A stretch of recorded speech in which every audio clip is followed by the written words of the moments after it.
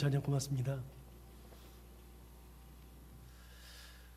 오늘 본문은 유다 지파와 베냐민 지파, 시므온 지파 연합군이 스밧에 거주하는 가나안 족속을 쳐서 그곳을 진멸했다는 내용을 기록하고 있는 본문이 되겠습니다. 그 내용이 16절과 17절에 있는데요. 16절과 17절을 한번 읽어볼까요? 모세의 장인은 겐 사람이라 그의 자손이 유다 자손과 함께 종려나무 성읍에서 올라가서 아란 남방의 유다 황무지에 이르러 그 백성 중에 거주하니라. 유다가 그의 형제 시므온과 함께 가서 스밧에 거주하는 가나안 족속을 쳐서 그곳을 진멸하였으므로 그 성읍의 이름을 호르마라 하니라. 이렇게 기록되어 있죠. 그냥 읽어서는 쓱쓱 지나가니까 이게 잘 모르는데 17절이 답입니다. 17절을 다시 한번 읽어보시면 유다가 그의 형제 시므온과 함께 가서 스밧에 거주하는 가나안 족속을 쳐서 그곳을 진멸하였으므로 그 성읍의 이름을 호르마라 했다. 이렇게 되어 있잖아요. 그러니까 유다 지파가 시므온 지파랑 연합군이 되어서 유다 땅 남방에 있는 스밧이라고 하는 지역에 가서 거기 거주하는 가나안 족속을 쳐서 진멸시켰다 이겁니다. 그런데 17절만 있으면 되는데 16절도 앞에 있거든요. 16절의 내용을 한번 볼까요? 16절이 뭔지? 16절을 다시 읽어보시면 모세의 장인은 겐 사람이라 그의 자손이 유다 자손과 함께 종려나무 성읍에서 올라가서 아랏 남방의 유다 황무지에 이르러 그 백성 중에 거주하니라. 이렇게 되어 있죠. 갑자기 모세의 장인 얘기가 나오고 겐 사람이라는 이야기가 나옵니다. 여러분, 모세의 장인 겐 사람이라고 하는 내용을 왜 굳이 여기다 얘기하느냐? 그 이유가 분명히 있을 건데요. 요즘에 겐 사람, 모세의 장인 겐 사람, 겐 지파는 겐 족속들은 제가 새벽기도 설교할 때 몇 번을 언급한 적이 있습니다. 모세의 장인 겐 족속들, 그 모세의 장인이 겐 족속이고 겐 족속의 후예들이 레갑 자손들이었다 하는 얘기를 제가 했었지요. 그러니까 그거를 이제 더 깊은 내용을 설명을 못 하고요. 새벽기도 지난주 거를 설교를 들으시면 그 내용이 거기에 나와 있습니다. 어찌 되었든지 간에 이 사람들이 모세의 장인이 겐 사람이었는데 겐 사람이 살던 데가 어디냐면 그 미디안 광야거든요. 여러분, 미디안 광야가 어디냐면 모세가 이집트 군인을 쳐 죽이고 도망갔던 데가 미디안 광야고요. 그 미디안 광야에 가서 모세가 장인을 만나고 한 여자를 만나서 두 아이를 낳고 사는 이야기가 출애굽기에 나오죠. 여러분, 미디안 광야는 지금의 시나이 반도에 있습니다. 시나이 반도에 있는데 이게 얼마나 뭐냐면 그 이집트의 수도인 카이로부터 차를 타고 도로가 잘 되어 있는 차를 타고 10시간을 가야지 가는 곳이 미디안 광야입니다. 그리고 이스라엘 백성들이 노동을 했던 그 국고성을 만들었던 비돔성과 람셋 성에서부터 차를 타고 8시간을 가야지 미디안 광야에 들어갑니다. 그렇기 때문에 미디안 광야는 모세가 원래 있었던 데로부터 굉장히 먼 지역까지 가야 합니다. 요즘이야 그 시나이 반도가 다 도로가 돼 있으니까 도로를 따라서 다니면 되니까요. 그렇게 멀지 않아요. 10시간, 12시간, 14시간 이렇게 가면 돼요. 그런데 옛날에는 그런 것이 없었기 때문에 어떻게 돼요? 옛날에는 걸어가야 돼요. 그런데 그 미디안 광야는 어떤 곳이냐면 광야 지역이고 사막 지역이거든요. 광야와 사막 지역이니까 더 도로가 없죠. 옛날에는 도로가 없잖아요. 그러니까 무조건 도망간 겁니다. 도망갔는데 어디로 갔느냐? 미디안 광야, 사막 지역, 광야적으로 도망을 갔다는 이야기입니다. 여러분, 사막 지역까지 도망을 갔다는 얘기는 뭐예요? 모세가 내 인생을 포기했다는 뜻입니다. 나는 더 이상은 인생 끝이다 라고 생각해서 도망간 곳이 미디안 광야죠. 그 광야로 갔어요. 광야, 정확하게 미디안 광야. 여러분, 사실 모세 당시에 미디안 광야는 버려진 땅입니다. 여러분, 제가 지금 버려진 땅이라고 하는 표현은 의도적 표현입니다. 의도적으로 제가 버려졌다는 표현을 쓰고 있습니다. 왜냐하면 미디안 광야는 사람이 살지 않았기 때문에 그렇습니다.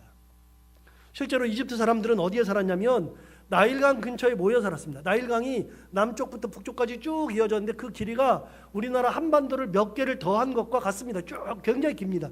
그 미디안 나일강이 줄기가 쭉 있는데 그 나일강 줄기 근처에는 물이 풍부해서 곡식이 잘 나고 열매가 풍성합니다. 사람들이 어디 살아요? 물 근처에 살아요. 사람들이 어디 살아요? 먹을 것이 많은 데에 살아요. 그러다 보니까 이집트 사람들은 다 어디 모여 살았냐면 나일강 근처에 모여 살았습니다. 그래서 이집트에 지금도 가보면 도시는 다 어디 발달되어 있냐면 나일강 근처에 도시가 다 발달되어 있습니다. 피라미드는 어느 쪽에 있냐면 그 나일강 근처에 서쪽, 강 서쪽에 있습니다. 왜냐하면 피라미드는 죽은 사람들의 무덤이라고 생각했기 때문에 왜 강 서쪽에다 만들어요? 죽으면 해가 지는 곳, 해가 뜨는 곳은 동쪽, 해가 지는 곳은 서쪽. 그래서 여러분, 해가 뜬다는 것은 태어난다는 의미고 해가 진다는 것은 죽는다는 의미이기 때문에 서쪽에다가 피라미드를 만듭니다. 그래서 모든 피라미드는 전부 다 강 서쪽에 있죠. 어찌되었든지 간에 이집트 사람들은 다 어디에 모여 사냐면 강줄기에 모여 삽니다. 그러면 미디안 광야는요, 누구도 가서 살기 어려운 곳이기도 하고요, 살려고 하지 않습니다. 왜냐하면 광야에는 물이 나지 않습니다. 물이 나지 않는다는 것은 곡식이 없습니다. 곡식이 없다는 얘기는 거기는 열매도 없습니다. 먹고 살 것이 없습니다. 척박한 땅입니다. 사람들에게는 버려진 땅입니다. 그래서 이집트 사람들은요, 미디안 광야를 땅으로 취급하지 않았습니다. 거기는 버려진 땅입니다. 제가 그래서 아까 의도적 표현이라고 얘기했잖아요. 그곳에 사는 사람들은 양을 치는 사람들만 사는 겁니다. 양 치는 사람들이 우물 하나 가지고 모여서 옹기종기 모여가지고 살고 거기서 양들에게 풀을 뜯겨서 사는 곳이 바로 미디안 광야죠. 여러분, 버려진 땅이죠. 지금이야 이집트 시나이 반도는 이집트 땅이에요. 지금은. 그런데 옛날에는 시나이 반도는 이집트 땅이 아니었습니다. 거기는 버려진 땅이었습니다. 그런데 거기에 가서 살았습니다. 거기에 가서 모세가 도망가서 살았는데 거기서 도망가서 살 때 만난 사람이 누구냐? 모세의 장인을 만났는데 겐 사람이었다. 여러분, 겐 사람은 그러면 그 척박한 땅에 살 수 있도록 특화된 사람들, 거기에 잘 적응해 있는 사람들이죠. 그럼 뭐하고 살아요? 양을 치면서 살아요. 그런데 이 사람들이 모세가 출애굽할 때에 따라왔어요. 따라와가지고서 왔는데, 와가지고서 가나안 땅으로 들어가서 살았는데, 가나안 땅에 들어가서 살 때에 그 사람들이 어디서 사느냐? 오늘 성경에 보면 종려나무가 있는 곳에서 살았어요. 16절 다시 한번 읽어볼까요? 16절 보시면 모세의 장인은 겐 사람이라 그의 자손이 유다 자손과 함께 어디 살았어요? 종려나무 성읍에 살았어요. 여러분, 종려나무 성읍이 어디냐면 우리 성경은 잘 나오지 않는데 이거는 영어 성경으로 보면 정확하고요, 주석봐도 똑같습니다. 뭐라고 되어 있냐면 종려나무 성읍은 뭐라고 번역이 되냐면 여리고라고 번역이 됩니다. 그래서 성경에 혹시 종려나무 성읍이 나오면 무조건 여리고성입니다. 지난번에 성지순례 갔을 때 우리가 그 위에 수도원에 올라가 가지고서 여리고를 쭉 내려다봤는데, 여리고를 내려다봤을 때 그 여리고 앞이 온통 녹색입니다. 물이 많습니다. 거기는 굉장히 물이 많습니다. 그래서 종려나무가 많이 자라죠. 물이 많으니까 종려나무가 자라죠. 굉장히 비옥한 땅이 여리고성입니다. 그런데 여러분, 겐 족속은 물이 많은 곳에 살 수 있는 민족이 아니에요. 원래 뭐 하던 민족이요? 양치던 민족. 원래 어디 살았어요? 척박한 땅에 살았던 사람들이죠. 그런 사람들이 여리고에 살려고 그러니까 물이 많아요. 물이 많으니까 일반 사람들은 좋아하는데 겐 족속들은 좋아하질 않아요. 겐 족속들은 어디 살아야 돼요? 황무지에 살아야 돼요. 그래서 어디로 내려가요? 황무지로 내려가요. 그게 16절에 나오거든요. 다시 한번 읽어볼까요? 16절을. 모세 장인은 겐 사람이라 그의 자손이 유다 자손과 함께 종려나무에서 살았어요. 종려나무 성읍에 살다가 올라가서 아랏 남방의 유다 황무지에 이르러 그 백성 중에 거주하니라. 여러분, 어디로 갔다고요? 유다 황무지. 여러분, 황무지라는 표현이 정확하게 나옵니다. 여러분, 황무지라는 표현이 나왔다는 것은 뭐냐면 이 땅이 어떤 땅이요? 황무지라는 거예요. 황무지가 뭐예요? 사람이 곡식을 심어서 씨를 뿌려도 나지 않는 땅, 아무리 가꿔도 되지 않는 땅, 이게 황무지죠. 여러분, 황무지에 살 필요가 없는데 겐 족속들은 황무지를 내려갔어요. 이유가 뭐예요? 원래 그 민족들은 그렇게 살던 민족이에요. 그러니까 종려나무 성읍에서 살 수가 없어요. 그래서 황무지로 내려갔어요. 유다 남방의 네게브 사막 쪽으로 내려갔습니다. 거기를 갔더니 몇 민족이 모여 사는데 역시 겐 족속과 동일한 생활 패턴을 가지고 있는 베두인족들이 살고 있는 족속들이 살았어요. 가나안 족속들이 살고 있었단 말이죠. 거기에서 그 사람들과 모여서 살았다. 그런데 그곳을 누가 가느냐? 유다 자손과 시므온 자손이 쳐들어갔다. 그 얘기가 17절에 나오는 겁니다. 자, 17절 다시 볼까요? 유다가 그의 형제 시몬과 함께 가서 스밧에 거주하는 가나안 족속을 쳐서 그곳을 진멸하였으므로 그 성읍의 이름을 호르마라 하니라. 그랬어요. 여러분, 유다 자손이, 유다 지파가 그 다음에 시몬 지파와 함께 그 황무지에 내려가서 점령합니다. 사실은 유다 지파가 거기 가서 점령할 필요가 없어요. 그 땅은 사실은 유다 남방 그 황무지는요, 사람들이 살 필요가 없어요. 그런데도 그 땅을 왜 점령하러 가요? 그 땅은 하나님 앞에 받은 땅이니까.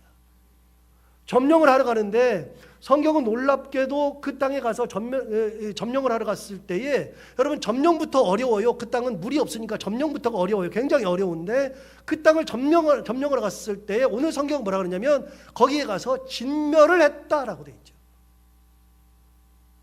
진멸을 했는데, 성경은 여러분 진멸이라는 단어를 썼는데 놀랍게도 그냥 아주 담대하게 써놨어요. 단순하게, 간단하게 써놨어요. 여러분, 진멸이라는 단어의 뜻이 뭐죠? 진멸은 전쟁을 했을 때에 그 전쟁 과정에서 상대방을 한 명도 살려놓지 않고 다 죽이는 것이 진멸이죠. 그럼 여러분, 상대방이 다 죽었다는 얘기는 뭐예요? 이 전쟁이 어떻다? 굉장히 치열했다. 분명히 그 사람들이 다 죽을 정도면 우리들도, 아군도 몇 명이 죽었을 거다. 몇 명이 부상을 당했을 거다. 여러분, 성경에서 그런 얘기가 나와야 되는데 그런 얘기가 안 나온단 말이에요. 얼마나 큰 전투였는지, 얼마나 많은 사람들이 죽었는지, 우리 측은 어떤 손해를 입었는지에 대한 이야기가 전혀 기록되어 있지 않습니다. 너무나 놀랍게도 너무나도 간단하게 기록이 되어 있어요. 결론만 딱 기록되어 있죠. 여러분, 전술이 기록되어 있어야 되지 않겠어요? 예를 들어서 어디에 갔는데 기습작전을 했는지 게릴라전을 했는지 그것이 기록되어 있어야 되는데 그거 역시도 기록되어 있지 않습니다. 아무것도 기록되어 있지 않습니다. 단순합니다. 진멸시켰다라고 기록하고 있습니다. 17절 다시 한번 읽어볼까요? 유다가 그의 형제 시몬과 함께 가서 스밧에 거주하는 가나안 족속을 쳐서 그곳을 진멸하였으므로 그 성의 이름을 호르마라 하니라 그랬어요. 여러분, 진멸했대요. 그런데 진멸한 것에 대한, 전투에 대한 이야기가 하나도 없어요. 결론만 딱 써놨어요. 진멸을 시켰다. 도대체 이렇게 왜 이렇게 담대하게 써놨을까요? 왜 이렇게 단순하게 써놨을까요? 마치 남의 이야기 하듯이 그렇게 적어놨어요. 이게 얼마나 큰 전쟁인데 왜 이렇게 단순하게 기록할까요? 왜 이렇게 하나님의 이 전쟁을 상세한 이야기를 하지 않고 이렇게 뭐 아무것도 아닌 양 이렇게 적어놓을까요? 왜 그럴까요? 그리고 그 성읍의 이름을 원래 스밧인데 호르마로 바꿨어요. 왜 바꿨는지에 대한 기록도 없어요. 왜 바꿨을까요? 그것도 몰라요. 여러분, 그에 대한 해답은 조금 이따 하기로 하고 우리가 18절로 다시 넘어가 보겠습니다. 18절을 보시면 유다가 또 가사 및 그 지역과 아스글론 및 그 지역과 에그론 및 그 지역을 점령하였고라고 되어 있죠. 여러분, 이것도 단순해요. 얼마나 단순해요? 이 지역을 점령했는데 세 지역을 점령했어요. 가사와 그 지역, 아스글론과 그 지역, 에그론과 그 지역을 점령했다고 되어 있는데, 여러분, 이걸 점령했을 때에도 몇 명이 갔는지, 어떻게 전쟁을 했는지, 몇 명이 죽었는지, 우리는 어떤 피해를 입었는지, 전술이 뭔지 이것도 기록해야 되는데 역시 이것도 기록하지 않습니다. 아무런 기록이 없습니다. 그냥 어떻게 했어요? 점령하였다. 너무나도 단순하게 마치 남의 이야기 하듯이 이렇게 기록되어 있습니다. 그런데 여러분, 이 지역들이 어느 지역이냐면 저랑 수요일날 성경 공부를 계속 하신 분들은 이 지역이 어떤 지역인지 정확히 압니다. 이 지역이 어떤 지역이죠? 블레셋의 지역입니다. 블레셋의 지역은요, 기본적으로 5개 지역이 연합되어 있는 지역이 블레셋입니다. 성경에 그 지역들이 나오는데 5지역이 어디냐면 가사, 가드, 아스돗, 에그론, 그다음에 아스글론, 이 5지역이 성경에 정확하게 기록되어 있습니다. 그런데 그 중에 세 지역과 그 세 도시와 그 지역을 다 점령했다라고 되어 있죠. 여러분, 이게 얼마나 대단한 거냐면 바벨론 지역은요, 원래 철기를 쓰던 민족입니다. 바벨론은 철기고요, 이스라엘 사람들은 청동기입니다. 여러분, 전쟁을 할 때 철기와 청동기가 싸우면 누가 이겨요? 철기가 이기죠. 철이 이기죠. 청동은 아무것도 아니에요. 부딪히면 청동은 다 깨져요. 전쟁이 되질 않아요. 철을 들어야 되거든요. 그런데 블레셋 사람들이 들고 있었던 무기가 철이었습니다. 전쟁을 해봐야 되지 않습니다. 블레셋이 얼마나 강했냐면 훗날 이 땅을 받았던 시므온이 받았던 땅이 블레셋 땅인데요. 블레셋이 얼마나 강한지 나중에 사사기 뒤쪽으로 넘어가 보면 그 사람들이 자기가 받았던 그 땅 블레셋을 놔두고 어디로 가요? 저 북쪽으로 올라가지고 단까지 올라갔잖아요. 그래서 단이라는 지역이 생겼잖아요. 원래 단이라는 지역의 이름은, 저 위에 있는 지역의 이름은 라이스입니다. 라이스라는 지명을 단으로 바꿨어요. 왜 도망갔어요? 왜 그 길 올라갔어요? 블레셋이 강하기 때문에 그렇습니다. 훗날 블레셋이 끊임없이 이스라엘을 괴롭힙니다. 그만큼 강한 민족이 블레셋입니다. 그런데 여러분 아십니까? 오늘 본문에서 뭐라고 기록되어 있어요? 마치 남의 이야기 하듯이 이게 그냥 아무것도 아닌 이야기인 장 그냥 그렇게 기록되어 있어요. 18절 다시 한번 읽어볼까요? 너무나도 담대하죠. 유다가 또 가사 및 그 지역과 아스글론 및 그 지역과 에그론 및 그 지역을 점령하였다. 아무 말이 없어요. 정말 큰 전쟁을 했는데 진멸시켰고 바벨론의 땅들을 얻었는데 성경은 놀랍게도 그것에 대한 이야기를 하지 않아요. 그냥 뭐라 그래요? 진멸하였다, 점령하였다라고 끝나요. 왜 그럴까요? 여러분 그것에 대한 해답이 뭘까요? 19절을 보면 그 해답이 나와 있습니다. 19절을 볼까요? 여호와께서 유다와 함께 계셨으므로 그가 산지 주민을 쫓아내었다라고 되어 있어요. 여러분 그 답을 뭐라고 줬어요? 여호와께서 유다와 함께 계셨으므로 답이 뭐냐면 여호와께서 유다와 함께 계셨다. 이게 답이라는 겁니다. 진짜 강한 민족과 싸웠는데 승리를 얻은 근본 이유가 뭐냐? 여호와께서 함께 계셨기 때문에 그렇다. 너무 단순한데 이것만큼 확실한 답이 없습니다. 이 표현에서 주는 메시지가 뭐냐면 이 전쟁은 유다의 힘으로 이기는 전쟁이 아니라 하나님께서 유다를 도와주셔서 이긴 전쟁이라는 거예요. 여러분 유다가 얼마나 힘이 강해요? 물론 유다 지파가 다른 족속들에 비해서 지파들에 비해서 힘이 2배로 강한 건 사실이에요. 그러나 아무리 힘이 강해도 블레셋을 이길 수는 없어요. 남방까지 그 황무지까지 가서 전쟁을 하려면 물을 가져가야 돼요. 물이 없어요. 그 사람들이 좀 흩어져 살기 때문에 쉽게 전쟁을 할 수가 없어요. 그런데 여러분 그 사람들을 진멸하고 점령하였다라고 하는 것은 유다가 힘이 강해서가 아니라 하나님께서 함께 하셨기 때문에 이겼다. 그 말을 하고 있는 거예요. 유다 힘과는 아무런 상관이 없어요. 이 전쟁은 유다와 황무지족들과의 전쟁도 아니고 유다와 블레셋 도시국가들과의 전쟁이 아니라는 얘기입니다. 하나님께서 유다 대신에 싸웠다는 얘기죠. 우리가 흔히 하는 말 중에 이런 말이 있어요. 애들 싸움이 어른 싸움 된다 그런 적 있잖아요. 애들이 싸울 때는 어떤 싸움이냐면 힘과 힘이에요. 진짜 애들은 힘과 힘이에요. 누가 힘이 세냐예요. 그래서 힘과 힘이 부딪혀요. 힘센 사람이 이겨요. 힘센 애들이. 제 큰아이가 어렸을 때 2살 막 지났을 때 제 동기가 있었는데 옥철종 중이라고 제 동기가 있었는데 그 친구가 어디가 있었냐면 거제도가 있었거든요. 거제도에서 국민일을 선임하고 있었는데 제 친구가 연락이 돼가지고 휴가 때 놀러 오라 그래서 거제도를 갔어요. 거제도로 갔는데 우리 아이가 큰아이가 2살이 막 넘어가지고 이제 말도 좀 하고 약간 뛰기도 하고 뭐 그렇게 하지만 진짜 애잖아요. 갔더니 놀랍게도 제 친구도 애가 있는데 우리 아이보다 3개월인가 늦어요. 그래 둘이 있으니까 잘 맞잖아요. 얼마나 잘 노는지 재밌게 잘 노는지 잘 놀아요. 잘 노는데 아이들이 놀다가 어떻게 했느냐, 네가 세냐 내가 세냐를 애들이 하더라고요. 하는데 어떻게 하냐면 막 주먹 쥐고 싸우는 게 아니라 자기의 가치관에서 제일 센 거, 이게 뭐예요? 동물. 그래서 하나이는 막 사자 소리 막 그러면서 하고, 이쪽 아이는 호랑이 소리 그러고서 하고 둘이 했어요. 그런데 우리 아이가 걔한테 호랑이 소리 지가 생각할 때는 세상에 제일 무서운 게 호랑이야. 그래서 호랑이 소리 그랬는데 얘가 가만히 있다가 사자 소리 이래야 되는데 그러니까 주먹을 들어서 확 때려가지고 코피가 졸졸 흐르는 거예요. 코피가. 우리 아이는 평생 당해보지 못한 일을 당해본 거야. 왜? 내가 하면 얘가 죽어야 되거든요. 진짜 센 거거든요. 그런데 애가 주먹으로 때려버리니까 게임이 끝나버렸죠. 애가 막 울고 난리가 났어요. 제가 보면서 얼마나 웃었는지 몰라요. 여러분, 애 싸움은 누가 힘이 세냐? 어른 싸움은요. 어른 싸움은 누가 힘이 세냐가 아니라 누가 권력이 있느냐예요. 예를 들어서 애들 싸움이 어른 싸움 돼가지고 우리 아이가 싸워가지고 제가 우리 아이들 대신에 싸우는데 상대편 아이가 아버지가 뭐냐면 경찰청장이에요. 그럼 싸움이 돼요? 뭐 해봐야 제가 다 지는 거예요. 무조건 다 지는 거예요. 누가 권력이 세느냐? 여러분, 사람의 싸움은요, 누가 세냐예요. 기본적으로 누가 세냐. 전쟁을 할 때는 누가 이기느냐, 누가 힘이 세냐가 결정을 하는 거예요. 안 그래요? 그런데 여러분, 놀라운 게 하나 있습니다. 하나님이 유다 족속이, 유다 지파가 전쟁하러 남방에 황무지를 내려갔을 때에 그 사람들 찾기도 힘들고 싸우기가 어려운데 진멸했다는 것은 뭐예요? 누가 싸웠다? 하나님께서 싸우셨다.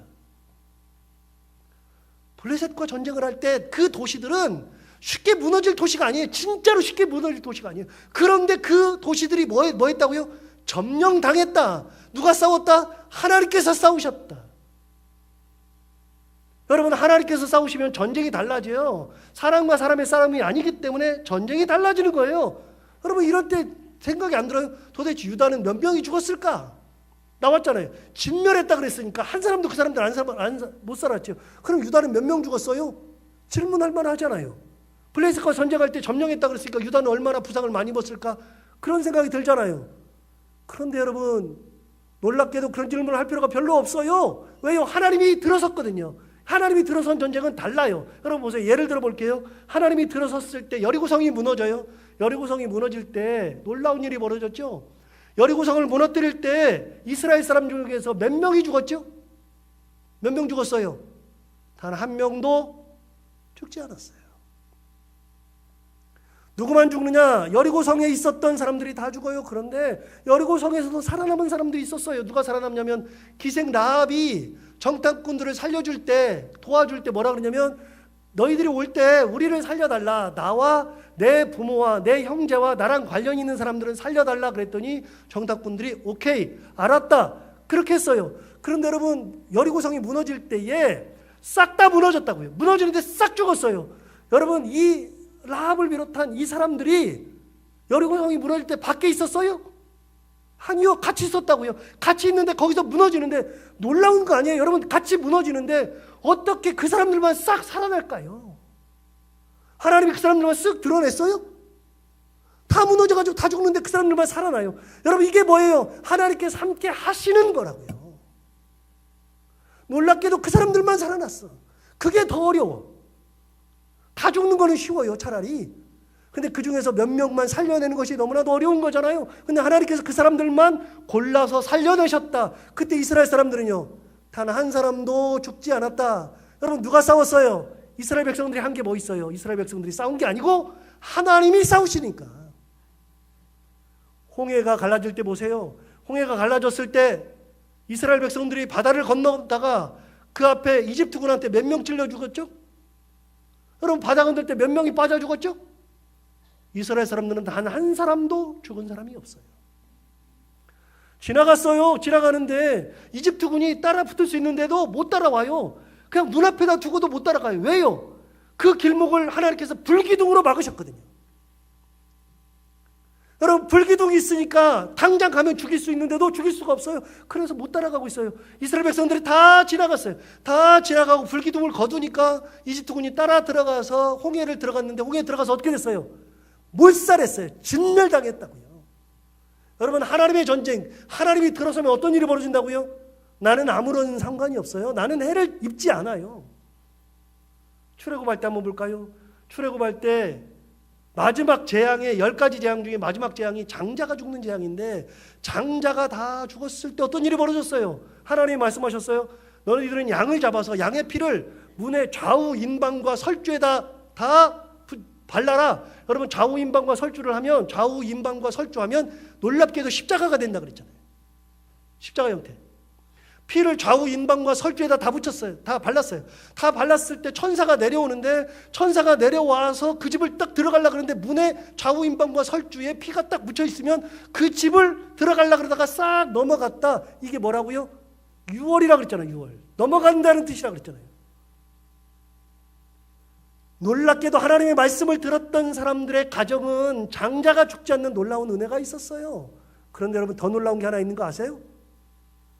그렇게 좌우임방과 설주에 피를 발랐던 백성들이 이스라엘 백성들만 바른 게 아니라 많은 사람들이 하나님의 말씀이 그런가 하여 하나님의 말씀을 믿었던 사람들이 자기들도 양의 피를 발랐어요. 얻어다 발랐던, 죽여서 발랐던, 이렇게 발랐어요. 하나님 말씀대로 발랐어요. 근데 놀랍게도 이스라엘 백성들이 아닌데도 불구하고 그 집에 싹 천사가 내려와서 장자를 죽이려고 딱 들어가는 순간에 어느 사람들이든 상관없이 좌우임방과 설주에 피가 발라져 있으면 그 집을 다 넘어갔다고요. 전부 다. 놀랍게도. 그런데 여러분, 더 놀라운 게 있습니다. 그것이 발라져 있지 않았던 이집트의 집안들, 또 하나님의 말씀을 믿지 않았던 모든 사람들의 가정은 그 좌우 임방과 설주에 발라져 있는 피가 없었을 때 천사가 들어가서 장자를 죽였어요. 그런데 성경을 잘 보세요. 장자가 죽었을 때 사람만 죽은 게 아니라 그 집안에 있는 짐승들의 첫 번째 새끼는 다 죽었습니다. 이것도 놀라운 거예요. 여러분, 차라리 짐승을 죽일 때, 사람을 죽일 때 그냥 다 죽이는 건 괜찮아요. 근데 장자만 어떻게 골라서 딱 죽일까요? 어떻게 장자인 줄 알고 장자만 죽일까요? 놀랍지 않으세요? 여러분, 하나님께서 함께 하시는 그 가정은 그렇단 말이죠. 그 삶이 그렇단 말이죠. 사무엘이 첫 번째 사사가 되어서 사사가 되고 제사장이 되어서 이스라엘 백성들 중에서 장정들을 모아가지고 미스바에 불러 모아서 금식시키고 회개운동 시켰다고요. 그래서 금식했어요. 금식하고 있었을 때에 그 소식을 들었던 블레셋 사람들이 쳐들어왔어요. 쳐들어와가지고 이제 끝났다, 너희들 다 끝났다 하고서 왔는데, 그때 이스라엘 백성들이 어떻게 생각했느냐, 굉장히 두려워서 사무엘에게 얘기했어요. 우리를 위하여서 기도하소서, 빌어주소서, 하나님께 구하소서. 그랬더니 사무엘이 양을 잡아놓고 하나님 앞에 번제로 드리면서 기도하고 있을 때 하나님께서 어떻게 하셨느냐, 우레를 내리셨다. 우레가 뭐예요? 천둥번개라고요. 여러분, 천둥번개를 내리셨는데 그 천둥번개에 다 도망갔어요. 여러분, 천둥번개 쳤다고 도망가요? 도망가요. 여러분, 만약에 여기 천둥번개 쳐가지고 여기가 확 무너진다, 어떻게 돼요? 예배 드려요? 저부터 도망가야 돼요. 여러분, 군사들이 왔는데 여기에 천둥번개가 떨어져서 그 무리가 죽어요. 다시 떨어져 또 죽어. 여러분, 그럼 어떻게 돼요? 다 도망가요. 그러니까 어떻게 돼요? 사무엘이 야, 뒤에 쫓아가서 다 죽여라. 그래서 그때서야 칼을 들고 쫓아가가지고 전쟁을 하는데, 전쟁이 아니에요. 뒤에 가서 그냥 찔러 죽이기만 하면 돼. 여러분, 이 전쟁을 봤을 때 이스라엘 백성들이 몇 명 죽었어요? 단 한 명도 죽은 사람이 없다니까요. 여러분, 하나님이 함께 하실 때에 내가 가지고 있는 것을 잃을 필요가 없어요. 내 전쟁이 아니라 누구 전쟁? 하나님 전쟁. 유다가 내려갔지만 하나님께서 유다와 함께 하셨으므로 유다가 받아야 되는 어려움이 없어요. 하나님께서 함께 하셨으니까. 놀랍게도 답이 뭐냐? 답이 딱 하나, 여호와께서 함께 계셨다. 여러분, 오늘 본문에는 없는데 22절 한번 볼까요? 22절. 22절에 보면 요셉 가문도 베델을 치러 올라가니, 그 다음에 어떻게 돼 있어요? 여호와께서 그와 함께 하시니라. 자, 여기까지만 보고 결론은 보지 말아요. 요셉도 베델을 치러 올라갈 때 여호와께서 함께 하셨다 그랬어요. 결론 몰라요? 결론이 베델이 정복될까요? 안 될까요? 되는 거예요. 거기에 나와요. 26절까지 보면 다 나와 있어요. 하나님께서 함께 하실 때 정복이 되더라. 다 무너지더라. 내 힘으로 가는 게 아니라 하나님의 힘으로 가서 다 정복되더라, 그 얘기예요. 그래서 이스라엘 백성들이 무너뜨린 거예요. 진멸 다 시킨 거예요. 그래서 진멸시킨 다음에 스밧의 이름을 뭐라고 바꿨어요? 아까? 호르마로 바꿨어요. 17절 다시 한번 읽어볼까요? 유다가 그의 형제 시므온과 함께 가서 스밧에 거주하는 가나안 족속을 쳐서 그곳을 진멸하였으므로 그 성읍의 이름을 뭐라 그랬어요? 호르마라 하였더라. 여러분, 왜 스밧을 호르마라고 바꿨을까요? 호르마가 도대체 뭘까요? 왜 도대체 그 성읍 스밧이라고 하는 그 성읍을 호르마라는 이름으로 왜 바꿨을까요? 호르마의 뜻이 뭔데요? 오늘 우리 성경에는 그게 나오지 않아요. 그런데 여러분, 조금 있다가 저 설교 끝나고서 인터넷으로 그냥 그 검색 한번 해보세요. 호르마 쳐보세요. 뭐라고 나오냐면 완전하다, 그런 뜻이야. 두 번째는 봉헌한다, 그 뜻이에요. 완전하다가 뭐예요? 이 성을 무너뜨리게 완전하게 무너뜨리시는 분은 하나님이십니다. 내가 무너뜨린 게 아니라 하나님께서 무너뜨리셨습니다. 또 뭐예요? 여러분, 호르마라고 하는 뜻은 봉헌이라는 뜻이라고 그랬잖아요. 봉헌이 뭐예요? 하나님 아버지, 이 성읍은 내가 점령한 것이 아니라 하나님께서 점령하게 하셨으므로 내가 하나님 앞에 다시 봉헌합니다. 다시 돌려드립니다. 그 얘기라고요. 여러분, 누가 봉헌해요? 봉헌을 누가 해요? 우리가 조금 있으면 봉헌도 하겠지만 헌금을 봉헌이라고 그러잖아요. 그럼 봉헌을 하는데 봉헌할 때 쉬운 게 아니라고요. 봉헌이라는 것 자체가, 봉헌은 믿음의 발로예요. 많이 하느냐 적게 하느냐, 그건 믿음의 발로라고요. 믿음이 있어야만 가능하다고요. 여러분, 그런데 뭐라 그러냐면 이 성 자체를 다, 전부 다 누구한테 드려요? 하나님 앞에 싹 다 드려요. 제가 요즘 이런 일을 당하잖아요. 싹 다 하나님께 드리는 거. 우리 둘째 아이 얘기를 해서 미안하긴 한데, 이 아이가 요즘에 아르바이트를 해요. 아르바이트. 그래가지고서 개포 이동 주민센터에서 아르바이트를 하는데 하루에 5만 얼마씩 받아요. 그래서 한 달 하면 한 140만 원 받나 봐요. 얼마나, 인생 일대에 처음 돈 버는 거죠. 저도 얼마나 감사한지 몰라요. 제가 돈 벌어가지고 저 테레비 사준대요. 그런데 제가 지금 돈을 벌고 있어요. 그런데 이번 주에 딱 5일 일했어요. 그냥 처음 해서 지난주에 한 번 5일 일했어요. 5일을. 근데 5일을 일했는데 목요일 날이 1월 31일이고 금요일 날이 2월 1일이니까 1월 31일 날 끝나고 나서 2월 1일 날 제한테 월급이 들어왔어요. 4일치 월급. 월화수목. 22만 2,090원. 딱 들어와서 아빠 저 통장에 이거 들어왔어요. 그러길래 제가 뭐라 그러냐면, 야, 이거 하나님께서 주신 첫 수확인데 하나님께 드리는 게 어떻겠니? 하나님께 드리면 좋겠다. 그러면 네 인생 하나님께서 책임지실 거야. 그랬더니 내가 조금 있다가 한 1, 2분의 격차를 두더니 그러려고 했어요. 그러더라고. 그래서 제가, 야, 너 내 아들답다. 자랑스럽다. 대단하다. 하나님이 네 인생 책임질 거다. 얘기했어요. 얘기했는데 순간적으로 제가 무슨 생각이 들었냐면, 여러분 진짜 죄송한데 미안하기도 하고 내가 이 말이 안 되는 건데 무슨 생각이 들었냐면, 야, 한 달치 안 받고 4일치를 드리니까 너무 좋다.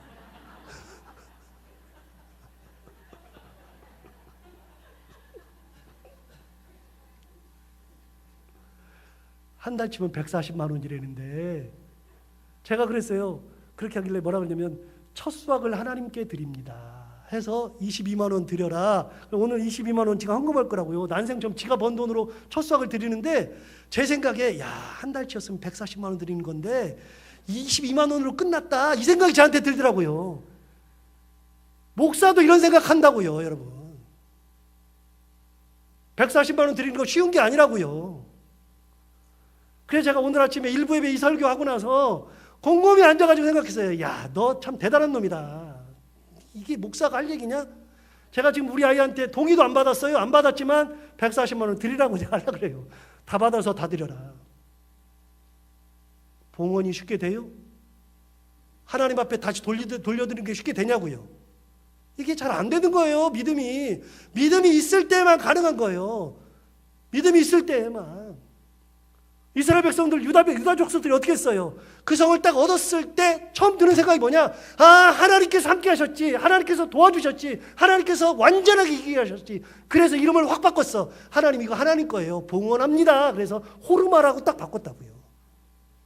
기가 막힌 거예요. 여러분, 이게 아무것도 아닌 것 같죠? 이 본문 속에 다 들어있는 거예요. 다 들어있는 거.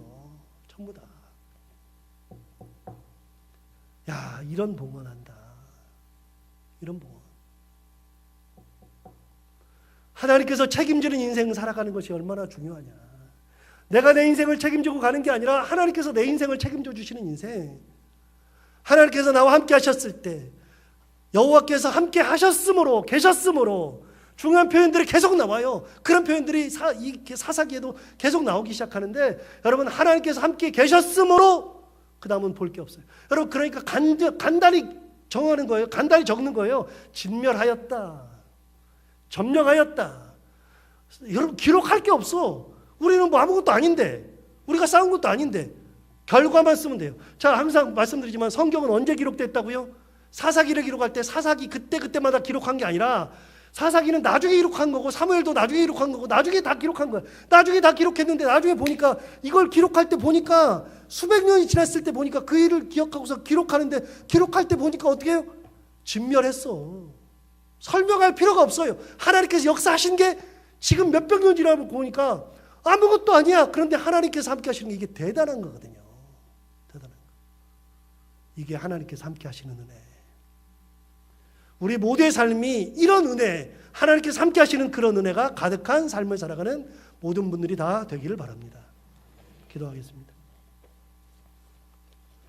하나님 아버지, 오늘도 귀한 말씀으로 은혜 주셔서 감사합니다. 이 말씀처럼 여호와께서 유다와 함께 하셨으므로, 여호와께서 요셉과 함께 하셨으므로, 하나님께서 함께 하셨으므로 가는 곳곳마다 하나님의 은혜를 충만히 누리며 살았던 것처럼 하나님 아버지, 우리가 인생을 살아가면서 하나님께서 함께 하시는 놀라운 은혜의 삶을 살게 하여 주옵소서. 예수님 이름으로 기도하옵나이다.